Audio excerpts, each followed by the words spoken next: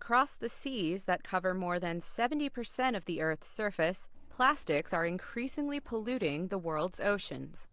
Marine researchers say between 5 and 12 million metric tons of plastic finds its way into our oceans each year. The images that often come to mind are giant heaps of trash floating in the water.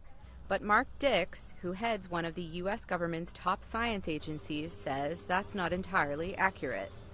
Now, it's actually not correct to be thinking of it as some sort of giant raft of debris or material, because that material that's out there is actually widely dispersed. You can find increased concentrations of debris out in that gyre, but it's a very large space. Here in the U.S., conservation groups encourage volunteers to take part in trash cleanup efforts around local water outlets.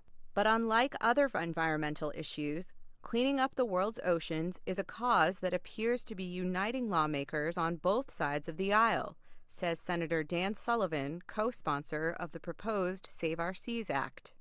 What was really important about this bill, it wasn't just bipartisan, but as opposed to just saying, hey, we're going to get with the environmental groups to support this, we have many conservation groups that are helping.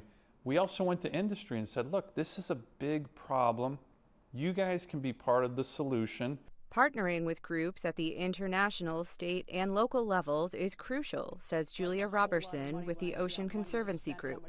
We are putting more in than we are taking out right now, and that is a problem. But the good news is that we can solve this problem. There is a role for industry, there's a role for governments, and there's a role for an individual consumer to tackle this problem.